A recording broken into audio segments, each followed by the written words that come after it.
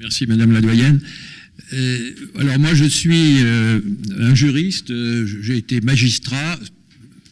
Ça pour vous dire quelle est la nature de ce que je vais vous dire. Ce sont des remarques à partir des expériences que j'ai pu vivre. Et j'ai été un juriste engagé, comme on vous l'a dit, mais j'ai aussi été député à plusieurs reprises, donc je sais comment on fabrique la loi. Et à ce titre, ça m'intéresse beaucoup de voir comment on est en train de faire un nouveau droit, en quelque sorte, entre les pays occidentaux et le Moyen-Orient. Surtout que l'actualité, elle est non seulement ce que vous avez très bien dit, Madame la doyenne, une évolution du dossier nucléaire, elle est également une absence d'évolution dans le dossier des droits de l'homme qui reste très central et qu'on a tendance à mettre sur le côté. Et je pense que le régime iranien joue très très bien de l'effet de diversion qu'il peut y avoir de parler des autres sujets pour ne pas parler de ce sujet qui reste central. L'Iran est le pays où la peine de mort est appliquée le plus au monde en proportion de la population. C'est-à-dire le chiffre absolu est inférieur à celui de la Chine, mais par rapport au nombre d'habitants, c'est supérieur. Et quand on regarde dans le détail, c'est le juge qui vous parle, et j'ai été Monsieur Drogue, c'est-à-dire le président de la MILT, la mission interministérielle de lutte contre la toxicomanie dans ma folle jeunesse. Je m'intéresse aux problèmes de drogue. Ce sont essentiellement, parmi les gens qui sont condamnés, des jeunes, c'est-à-dire non pas des mineurs, mais dans certains cas des mineurs, puisque une pratique de l'Iran fait qu'on peut condamner un mineur à mort. La seule chose qu'on fait, c'est qu'on attend qu'il soit majeur avant d'exécuter. En jouant sur les textes internationaux qui interdisent l'exécution des mineurs, on dit on a le droit de les condamner, on ne les exécute pas tant qu'ils sont mineurs, mais quand ils sont majeurs, on peut les exécuter. Charmant pays. La deuxième chose, des femmes très, très nombreuses, et surtout, le prétexte est souvent pris de trafic de drogue, et pour avoir vu de très nombreux dossiers de près, les trafics de drogue, ça va de l'usager qui fournit un copain jusqu'aux très gros trafiquants.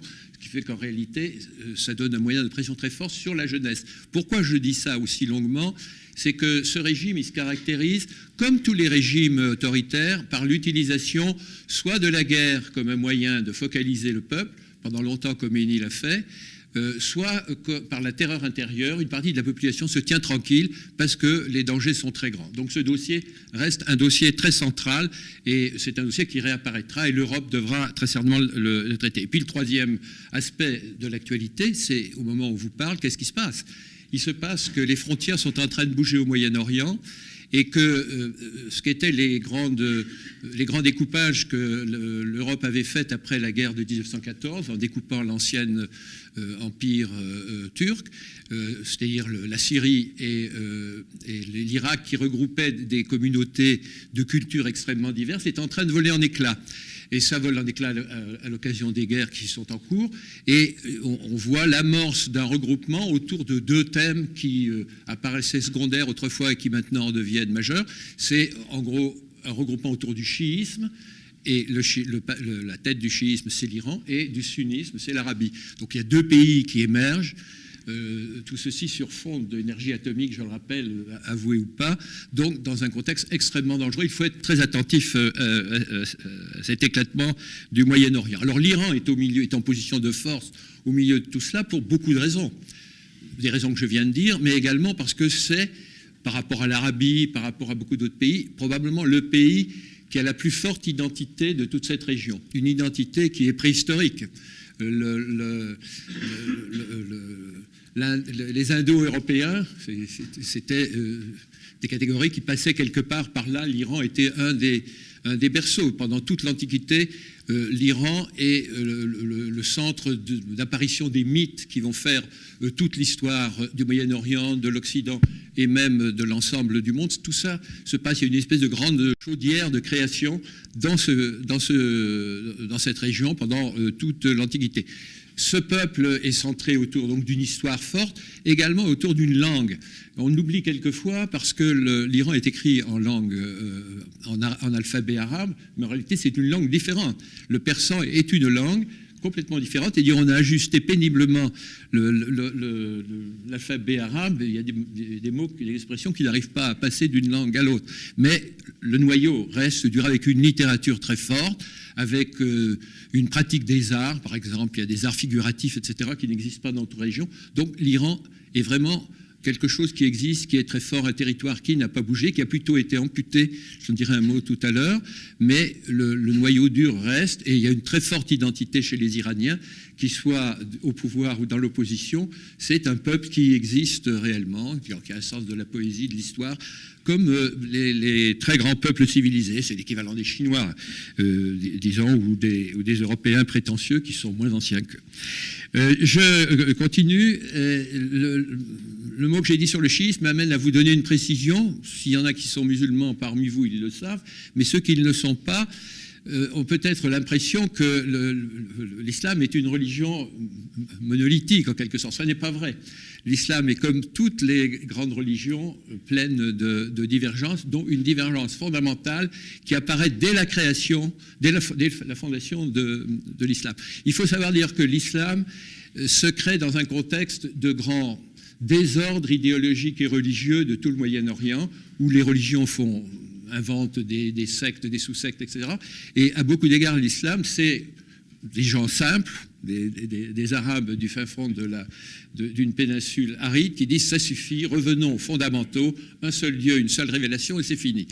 Donc c'est ça le message, mais très rapidement, dès la mort du prophète, une histoire de succession apparaît qui aurait pu être 3 fois rien, mais qui va s'enquister et qui va faire que sur des divergences de succession, disons en gros les héritiers familiaux prétendent être dépositaires de la vérité et les camarades du chef prétendent être une autre vérité, vont se développer pratiquement 2 religions différentes, car le chiisme est à beaucoup d'égards une religion différente de ce qu'est le sunnisme. Les mêmes principes bien entendu, mais on réintroduit à l'intérieur de la religion musulmane des quantités de sophistication qui viennent de l'expérience des peuples qui se convertissent à l'islam, et en particulier 3 dimensions. Une qui, en l'espèce un peu de l'anecdote, c'est la valeur rédemptrice de la peine. On se flagelle chez les Iraniens comme on le faisait chez les chrétiens.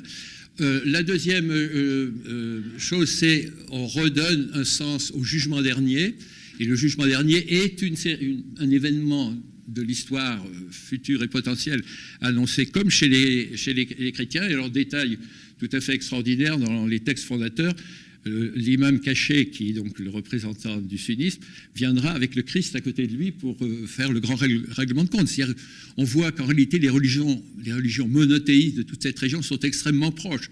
Et c'est d'ailleurs pour ça que dans toute cette région, on va le voir dans la Constitution, les gens de la religion du livre sont traités à part. C'est vraiment des cousins avec qui on ne s'entend pas, mais ce sont des gens qu'on comprend.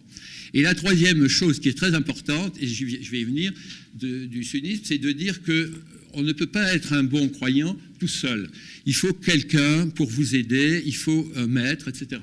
Et on remet en quelque sorte la présence de hiérarchie à l'intérieur de la religion. Et c'est une des raisons probablement de la solidité très grande du chiisme par rapport au sunnisme, qui est un éclatement de religion avec des imams qui inventent un peu comme les pentecôtistes ou je ne sais trop qui ailleurs, qui inventent des religions adaptées à leurs besoins. Il y a une solidité, une continuité dans la religion sunnite. Bon, alors je vous ai dit ça, cette digression, pour dire, parce que ça a de l'importance. Pourquoi ? Parce que ces Perses qui se sont convertis à l'islam, un beau jour ont un problème, ils ont les Turcs. Les Turcs, c'est une peuplade qui est arrivée d'Orient, qui a d'ailleurs vécu quelque temps en Perse, qui a d'ailleurs profité un peu de la culture perse avant de prendre le pouvoir, et qui maintenant gêne la nouvelle dynastie, les Safavides, la nouvelle dynastie qui s'installe en Iran. Et comment faire pour s'opposer très fermement, pour montrer qu'on n'est pas comme ces Turcs ? Eh bien, on convertit massivement en 1501 toute la population de Perse au chiisme. Et c'est de cette époque que la Perse devient le centre mondial du chiisme. Cela va durer jusque vers 1720. Il y a toute une période. Ça a un effet important parce que c'est l'époque dans laquelle les cadres du chiisme vont définir leurs relations avec le politique, à la fois des relations prudentes, on ne s'engage pas trop, mais on s'y intéresse. Et ça fait partie du savoir-faire des Iraniens. La deuxième chose, c'est qu'ils savent comment se financer, puisqu'ils utilisent les dispositions qui font qu'on doit avoir un maître pour dire, eh bien, à ce maître, on va donner l'argent qu'on doit donner à l'imam caché. J'ai oublié de vous dire que l'imam caché, donc, c'est le dernier des descendants, des descendants des héritiers du prophète, qui, voyant que ça ne pouvait pas marcher comme il faut dans le monde, a disparu et doit revenir à la fin du monde. Voilà. Nous en sommes là, nous en sommes au XVIIIe siècle. XIXe siècle, l'Iran est devenu, la Perse, est un endroit qui tente énormément les Occidentaux. Napoléon s'y intéresse, bien entendu, pour faire pièce à la Russie, mais en réalité, il y a deux pays, deux mauvaises fées gardiennes, qui sont la Russie et qui sont l'Angleterre, qui vont se mêler de la vie politique de cette ville. La Russie, c'est pas compliqué, c'est pour gagner du territoire, et elle ne se gênera absolument pas. Et l'Angleterre, c'est pour assurer les communications avec l'Inde. Et alors c'est lié à des constructions de chemins de fer, en fait, toutes sortes de choses qui sont typiques du 19e siècle. C'est lié aussi, début du 20e siècle, à la découverte du pétrole. Et la première grande compagnie est une compagnie anglaise, très riche, très rapidement plus riche que l'État perse, qui d'ailleurs finance les chats, qui finance un petit peu tout le monde, qui a sa police privée, etc., qui fonctionne. Et dans ce milieu-là, les élites persanes sont à la fois un peu ulcérées et cherchent des contacts avec l'Occident, et des contacts fréquents avec l'Occident, beaucoup plus qu'on ne croit. Tous ceux d'entre vous qui auront la curiosité de lire Proust seront étonnés de voir qu'il est question dans les mémoires de Proust d'un tapis persan qui est beaucoup trop grand, dont il ne sait pas quoi faire. Qu'est-ce que c'est que ce tapis persan? C'est le tapis qu'un chat de Perse a offert au père de M. Proust, qui était professeur de médecine, parce qu'il est venu, c'est un remerciement d'être venu et aider l'Iran à se débarrasser d'une épidémie de choléra, et ce fameux tapis, on en parle constamment. C'est dire qu'il y a des liens très fréquent avec la France, avec ce qu'elle a de plus à la mode, et avec l'Iran. Et dans ce milieu passent les idées. Et les idées se manifestent en Iran par l'apparition de tout un mouvement réformateur, tout à fait extraordinaire. C'est le seul pays de ce type. C'est ce qu'on a appelé le mouvement constitutionnaliste. C'est en réalité toute une série de textes, une constitution qui crée un parlement, une autre constitution qui prévoit un Sénat, et il y a même toutes sortes de textes qui sont votés. Il y a donc une volonté de faire évoluer les choses. Il y a même un texte qui est assez extraordinaire qui prévoit un conseil des savants de la religion pour vérifier que les textes qui vont être votés sont bien des textes conformes à la charia, chose qui ne sera pas appliquée à l'époque, mais qu'on va retrouver dans le droit actuel. C'est vous dire que tout ce droit qui apparaît extraordinaire est un droit longuement mûri, très inscrit dans l'histoire de ce pays.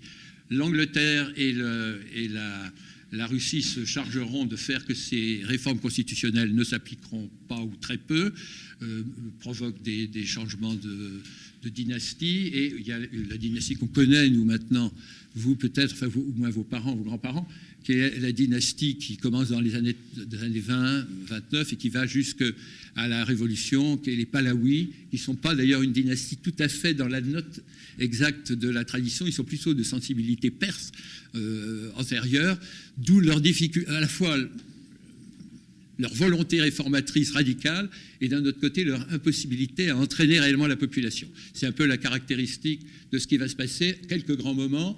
On reproche dans les années 39 au roi d'être trop près des Allemands. On provoque son renversement, c'est les Occidentaux. Ensuite, il y a un nouveau roi qui va être le dernier Shah. Il y a des tentatives d'attentat, il y a l'assassinat d'un Premier ministre. Et puis, moment miraculeux de l'histoire de l'Iran, c'est l'apparition d'un personnage qui s'appelle le docteur Mossadegh, qui est le héros positif de l'histoire contemporaine de l'Iran, qui est un homme réfléchi, etc., qui d'ailleurs, nous Français, nous devons le rappeler, affecte de ne parler qu'en français aux représentants de l'Angleterre, pour bien montrer qu'il est rattaché à un peuple où on respecte les droits de l'homme et on fait passer les dollars après. Donc ce docteur Mossadegh fait prendre une décision qui est prise à l'unanimité, qui est la nationalisation du pétrole, c'est-à-dire qu'on supprime les droits des Anglais. Vous pensez que la réaction va être très vive. Mossadegh va durer à peu près 3 ans et un coup d'État va le balayer. D'ailleurs, sont arrivés entre-temps les Américains. Pourquoi? Parce que l'Union soviétique est devenue le grand danger pour l'Amérique. Donc vous avez tous ces acteurs dans ce secteur-ci. Vous avez les tentatives de réforme, si on peut dire, dans la période du Shah, dont une des caractéristiques ou deux vont rester et restent positives. L'une, c'est le développement de l'enseignement autant que possible.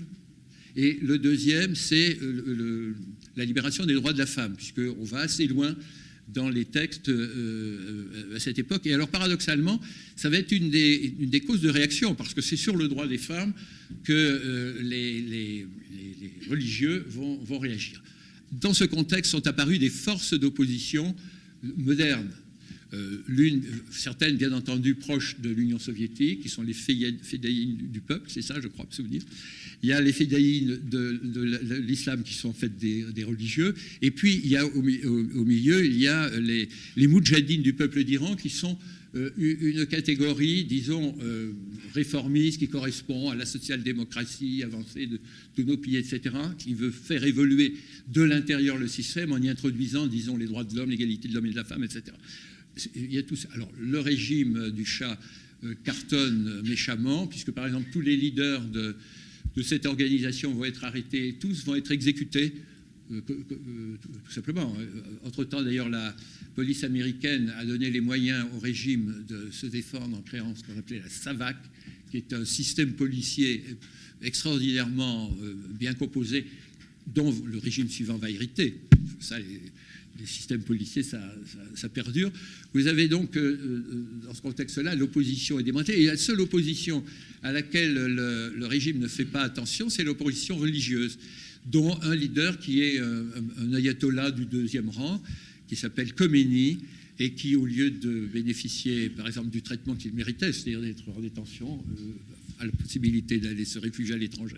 Et il est accepté très généreusement par la France, puisqu'il va passer quelque temps en France à l'admiration de tous les journalistes français, de Michel Foucault, etc. C'est une découverte extraordinaire. Ce personnage est en réalité un obscurantiste dont on n'a pas idée, dont on ne se rend pas compte, et c'est lui qui va bénéficier de la chute du Shah et qui va rentrer en Iran et qui va bénéficier de tout le mouvement populaire qui s'est fait pour la suppression du Shah. Et tous les mouvements vont le soutenir en se disant on verra après, c'est ce que disent les communistes, ce que disent les religieux modérés, etc. Et le seul mouvement qui va s'opposer peut-être à la dérive qui s'amorce tout de suite, qui est de l'arrivée de la religion dans la Constitution, c'est l'UMPI. Il y a des conflits, enfin je vais dire un mot tout à l'heure, qui se concrétisent là-dessus. Alors, qu'est-ce que fait ce Khomeini? Il arrive avec dans ses bagages les éléments de textes nouveaux, et c'est la Constitution. Cette Constitution est la Constitution actuellement appliquée en Iran. C'est une Constitution qui est faite d'ailleurs pour plaire aux Occidentaux, parce que parmi l'entourage de Khomeini en France, il y a des gens qui ont été dans les facs de droit et qui ont dit, mais finalement, la constitution la meilleure qu'on a sur le marché, c'est la constitution de 58 française. On propose le même système, c'est-à-dire un président élu au suffrage universel, une assemblée élue au suffrage universel, pas de Sénat, on s'encombre pas de ces choses-là. Donc un système assez à l'occidental, et il y a cela. Mais Khomeini va rajouter tout de suite quelque chose, et d'ailleurs je vais vous décrire comment sont les textes de l'essentiel de cette constitution, qui d'ailleurs à la mort de Khomeini, va faire l'objet d'une réforme. Il va être, sa vraie nature apparaîtra encore plus. Cette constitution est donc composée, je le disais tout à l'heure, de quelque chose à la française, un président, un premier ministre, un parlement, tout ça élu au suffrage universel, mais rajoute Khomeini, tout ça c'est contrôlé par un personnage qui s'appelle le guide suprême. Le guide suprême étant Khomeini lui-même autoproclamé, à l'occasion d'un référendum, on fera voter un texte dans lequel on dira c'est lui qui est le guide suprême. Qui c'est ce guide suprême? C'est censé être le représentant du dernier imam caché parmi nous pour vérifier qu'on ne se trompe pas, qu'on ne dévie pas des règles de la religion. Et cet imam caché a pratiquement tous les droits.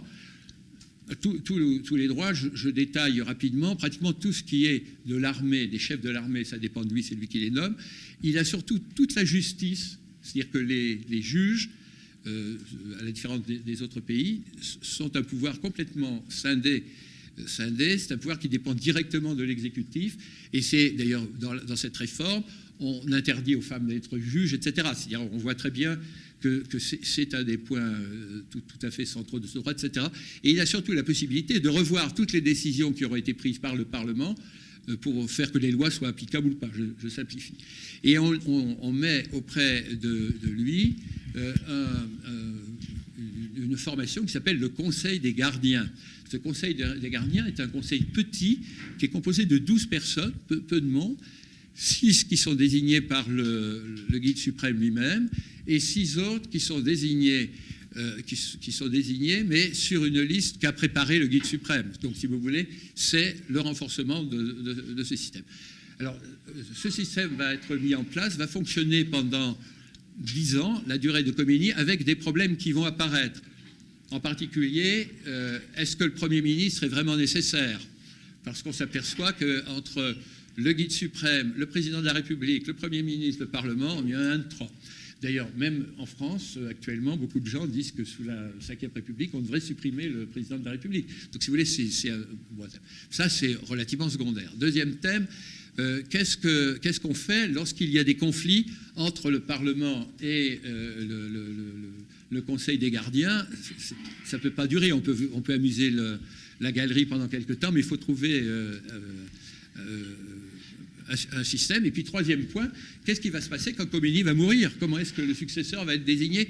D'autant que cette période est une période très troublée, avec des massacres de masse, avec des arrestations massives, etc.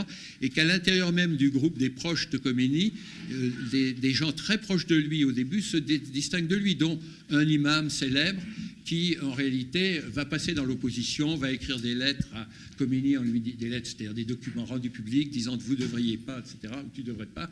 Et du coup, il n'y a plus d'héritier. Donc, il faut qu'on en trouve un. Donc, Khomeini, sentant la fin approcher, désigne une commission. Entre parenthèses, je fais encore une incise. Aussi bien quand on a fait la Constitution que quand on va la réformer, on ne fait pas une assemblée constitutive, comme normalement on est censé le faire dans les pays démocratiques, mais on fait simplement un comité de sages, comme on le fait d'ailleurs sous la Ve République. On se garde bien de faire des assemblées consultatives, mais enfin, dans ce système-là, donc on désigne un groupe de proches pour essayer de trouver des solutions. Et la solution proposée, c'est de créer un nouveau conseil qui est un conseil du choix du guide.